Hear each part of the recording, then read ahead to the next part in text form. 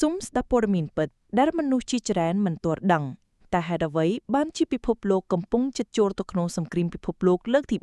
3តើពួកគេចង់អ្វីហេតុអ្វីសង្គ្រាមនេះកំពុងផ្ទុះក្របចំបាប់ចាប់ផ្ដើមពីការប្រឆាំងគ្នារវាងសហរដ្ឋអាមេរិកនិងអ៊ីរ៉ង់អាមេរិកយល់ថាអ៊ីរ៉ង់កំពុងបង្កើតអាវុធនុយក្លេអ៊ែរដើម្បីគំរាមកំហែងតំបន់និងពិភពលោក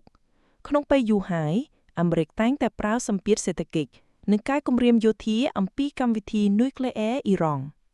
ខណៈពេលអ៊ីរ៉ង់វិញក៏និយាយថាពួកគេចង់ការពារព្រះរាជាណាចក្រដោយពួកអាមេរិកនិងអ៊ីស្រាអែលកំពុងគ្រោងរំលោភអធិបតេយ្យខ្លួន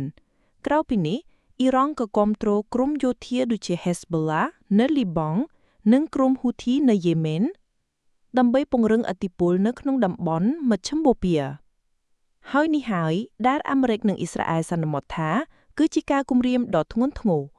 ចំណែកអ៊ីស្រាអែលវិញក៏ព្រួយបារម្ភយ៉ាងខ្លាំងថាប្រសិនបើអ៊ីរ៉ង់មានអាវុធនុយក្លេអ៊ែរនោះអ៊ីស្រាអែលនឹងមានគ្រោះថ្នាក់ជាស្ថាពរដូច្នេះអ៊ីស្រាអែលបានសហការជាមួយអាមេរិកដើម្បីវាយបំផ្លាញមូលដ្ឋាននុយក្លេអ៊ែររបស់អ៊ីរ៉ង់មុនពេលពួកគេចប់កិច្ចការផលិតអាវុធធ្ងន់នេះប៉ុន្តែការប្រយុទ្ធនេះមិនត្រឹមតែមានតែ3ប្រទេសប៉ុណ្ណោះប្រទេសរុស្ស៊ីនិងចិនគាំទ្រអ៊ីរ៉ង់ដោយយល់ថាអាមេរិកកំពុងព្យាយាមគ្រប់គ្រងអាណានិគមយោធានៅក្នុងតំបន់ប្រសិនបើស្ថានភាពពង្រីកបន្តបើយោងតាមការព្រួយបារម្ភរបស់រុស្ស៊ីនិងចិនពួកគេនឹងចូលរួមយោធាទៀតផងនេះហើយដែលធ្វើឲ្យមនុស្សជាច្រើនព្រួយបារម្ភថាសង្គ្រាមនេះអាចផ្លាស់ប្ដូរពិភពលោកទៅជាមហាសង្គ្រាមពិភពលោកលើកទី3សម្រាប់ពិភពលោកទាំងមូលសមាជិកសហភាពអឺរ៉ុបប្រទេសអាស៊ីប្រទេសមូស្លីមនិងអង្គការសហប្រជាជាតិកំពុងសង្ស័យយ៉ាងខ្លាំងថាប្រសិនបើមានការខុសគ្រាន់តែមួយជំហានទៀត